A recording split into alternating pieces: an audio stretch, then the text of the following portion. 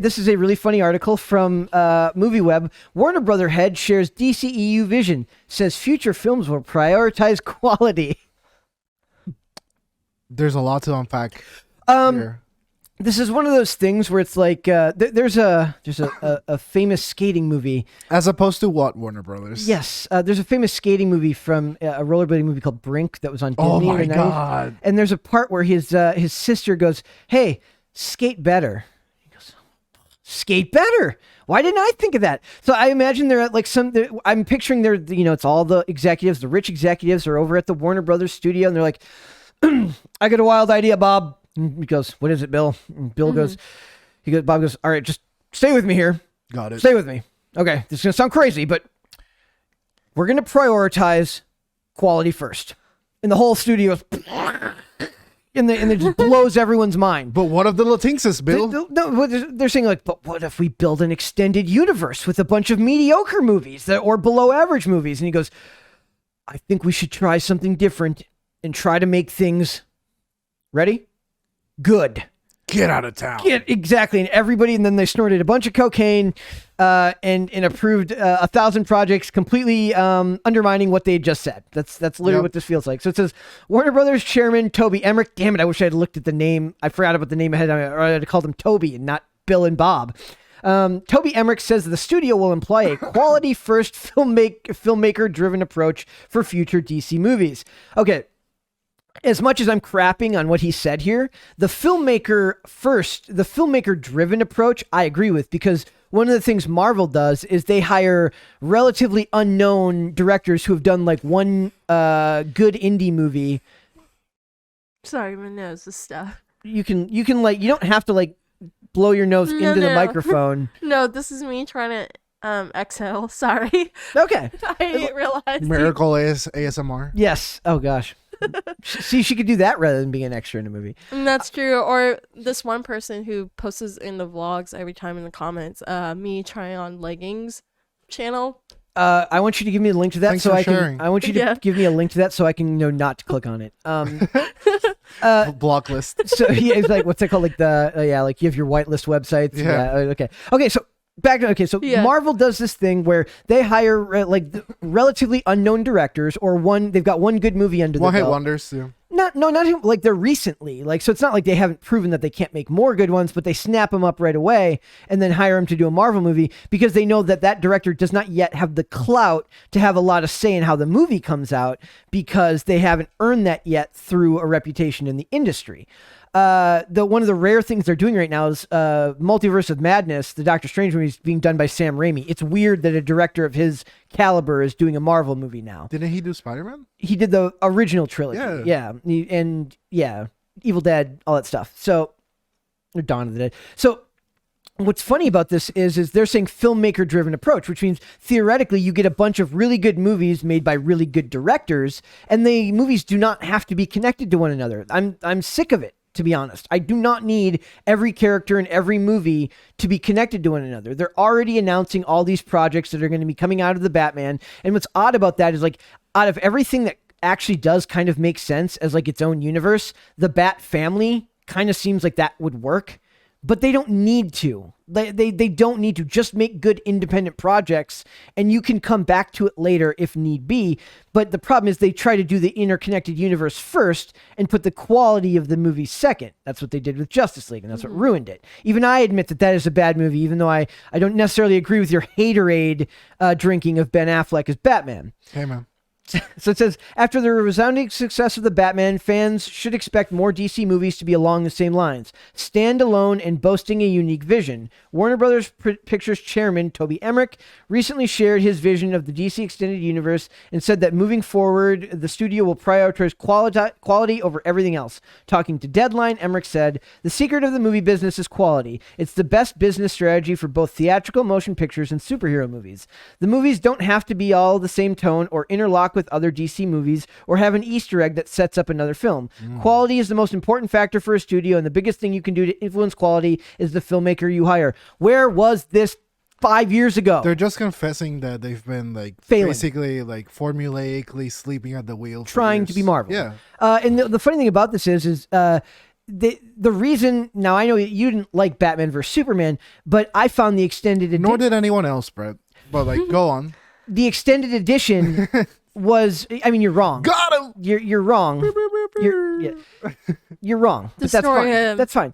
The theatrical version is unwatchable because so much of it was cut out. But that's because the studio kept interfering and taking out stuff that needed to be there.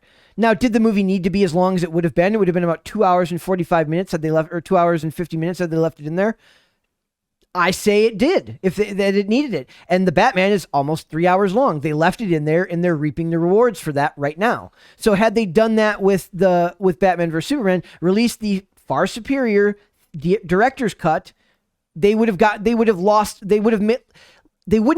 as much goodwill. There would have still been people like you who are wrong and didn't like it, but that's fine. You know, people are wrong every day. I'm kidding, guys. It's clearly a subjective thing, but I'm just saying that they would have, like, more people would have enjoyed it because it would have made more actual sense as far as the narrative of the film. But the problem with that isn't not just necessarily that the movie was bad; it's that it was made worse by studio tinkering with the formula that they were trying to make.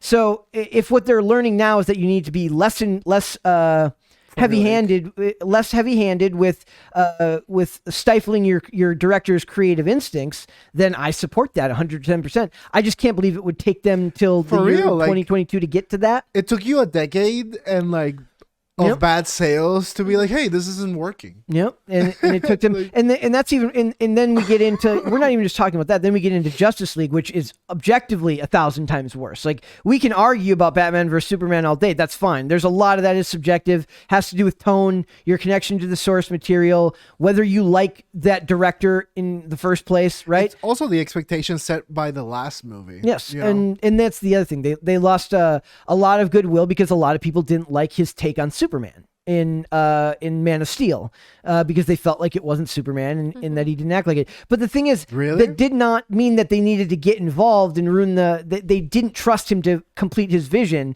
And I think that had they let him make the movies he wanted to make, maybe it doesn't do Marvel numbers, but it does a hell of a lot better than it did the way it was. What was the complaint about Superman? That he didn't act like Superman, and because he snapped Zod's neck. Oh. Yes. That Superman wouldn't have done that, and it's mopey and it's very clear from that movie that what Zack Snyder wanted to do was Batman, not Superman. Superman's super mopey. Superman's the mopiest of them all. But they want him to be... He's basically a Girl Scout with the body of Hulk. Like, he's such a crybaby. I love that. But they want him to be the old school Christopher Reeves beacon of hope Superman. Yeah, that's what... I mean, that'd be nice. Over, like... there's this little rock that makes me weak all the time, and I miss my mom. Like, that's super. That is very sad.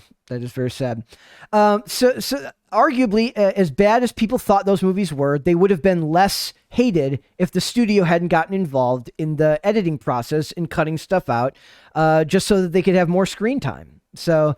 And my biggest problem is that what DC was doing was clearly going to never work, meaning that they were trying to make a Justice League movie before they had established all their heroes with individual stories, right? So if you're not going to do it right, why bother doing it? And there's like this article that I found that's just, it lists a bunch of like what the problems are with trying to create an interconnected universe. Man, if you're a movie director that's by some like stroke of like magic is listening to this, get a director and writers that enjoy the source material and get a testing group that enjoys the source material.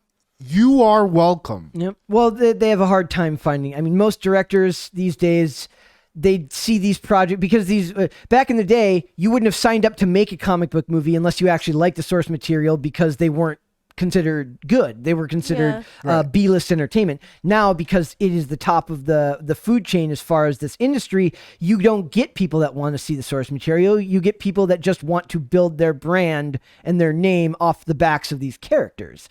And directors like Matt Reeves, who clearly took a lot of inspiration from The Long Halloween, who clearly took a lot of inspiration from old comics and talks a lot about the source material, even if he didn't understand. Now, I have no idea if he was connected to it beforehand. He was respectful enough of the material to read up on it once he got hired. They're just ruining their reputations by doing that. So, like, they think they're gonna go up, but like you're gonna be the guy that ruined someone's childhood. Yeah.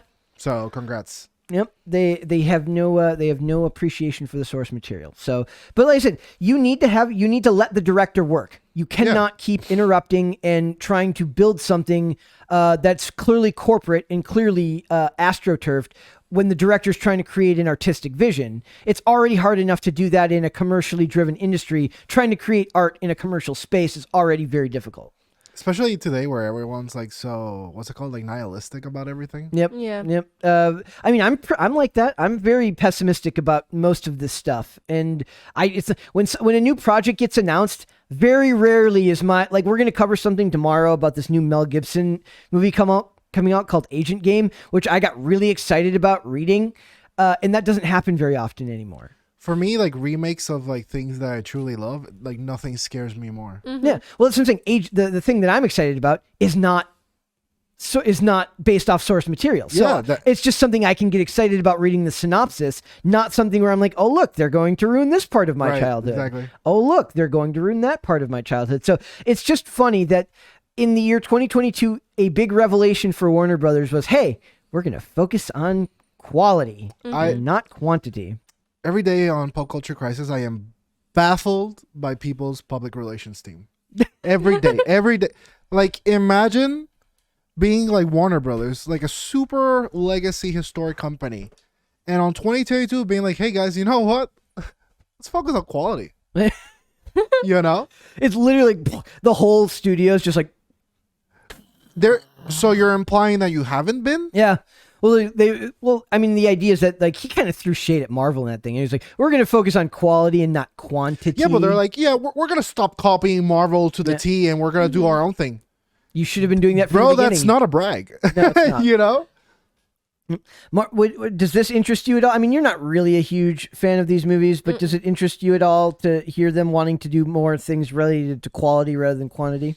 I thought they were going to do that a long time ago because that's what they claimed, but whatever. They've never claimed that before. As far as I know, they've never claimed that before. Not this outright. No. Yeah. I don't know. For me, maybe start doing it. Don't announce it. Yeah, that's the other thing. Warner Show, Brothers, don't tell. Warner Brothers has a problem of always like they get some good press and then they go nuts announcing. Like I said, we're going to be covering tomorrow. There's I know everyone's getting sick of Batman news, but the news keeps coming out. So on top of the Penguin show that was announced, then they announced GCPD, which is a fairly interesting concept if Gotham hadn't already happened a couple of years ago, the show Gotham. Now they're turning that into like an Arkham like an Arkham TV show. Yeah. Based on Arkham Asylum. That sounds hot. Doesn't that sound actually interesting? Yeah. But the problem is now they're doing the thing again where they're announcing everything. Just get it into production. Give me some casting. Show me some contracts that are signed so I actually know this is going to be a thing and that you're not just throwing everything at the wall and seeing what sticks. Exactly. That's what I like about the Batman trailer where it was original. Like, no one was expecting it. Yep. Especially this guy to be Batman. And then it's badass and film noir. And they're like, oh, look at this. Did you get to watch it yet? He hasn't seen No, it I yet. haven't. Oh my god, we should watch it again, Brett. I honestly would be down to go see it again. I would. Oh, let me tell my girlfriend that. Like it would be cool to go and actually get like a. You have to have a seat where she's placed right next to him. No, not next to Brett. Brett needs to be in the other corner. We need to get seats next to the door this time, so that way if I have to go to the damn bathroom again, I don't have to walk past like 15 people. Yeah, I want you to watch it from the bathroom. I can do that. Thanks, man. Oh my god, that'd be cool. But you have to complain to Brian because Brian's the one that helps us buy the tickets. Well, I mean, that's not his fault. I just didn't even think about it. But we went to this movie, and I went to the bathroom, and I'm like, it's like another hour in. I'm like, fuck. I had to go again. I'm like, I'm not walking past it. It's a long one, right? So we wanted to watch it. Then we were gonna watch the 11, and I'm like, hey, honey, let's go. What time? 11. Oh my god, you'd have gotten out of there at like 1 a.m. Those poor workers. And then I told her, by the way, the movie's like 2.5, 3 hours long. Yeah. And she's like, let's do it tomorrow. 2 hours and 55 minutes. Well, no. And then yesterday at 9, hey, okay, let's go to movies. Let's do it. It's a long. I was like, yeah, sure. Honestly, Well, there's like It's an a cheap investment. hack. So basically, you go to the movie theaters where they're about to close. They give you more popcorn than anything. oh yeah, So I love being alone in a movie theater. Nothing better. They give you more popcorn because it's like the end of the night, and they're like, we don't want to throw it away. Do you just want the whole thing? So they'll Hell give yeah. you like a whole trash bag full of popcorn. So you have to go to work the next day bloated and sick, but you get more. Yeah. America. Exactly. America. I would put America. she doesn't. I don't know if she knows the song you're singing right now. A little bit. F. Yeah, I'm not going to say it. Yeah. So yes. So thank you, Warner Brothers, for recognizing the obvious. We know that you're a little bit slow, but that's fine. Looking forward to the quality. Yes. That smile. My hope is that by the next movie you'll be able to focus on like quality again rather than just quality the first time, and maybe the next time you'll actually make a lot more money as well. Yeah. Like I said, the Batman cost $200 million to make, another $100 million to market, so $300 million. It's gonna be a while before they're profitable. Mm-hmm. Yikes. Hopefully in the next couple of weeks, but that's a lot of money that went into getting that movie made. Or just imagine that Warner Brothers gets the rights to for all the Street Fighter movies. Oh yeah, okay. Miracle makes a good point. Miracle makes and a good then make point. like a Street Fighter movie, like how they did with Mortal Kombat. Miracle, don't put that on me. Okay, we're gonna. What about Tekken? Oh, even less. I love Tekken too. All right. What about No, Miracle. King of Fighters? That would. They should. I mean, I don't. Thanks for watching this clip, guys. If you want to see full episodes or follow us on social media, links are in the description below. Bye. Bye.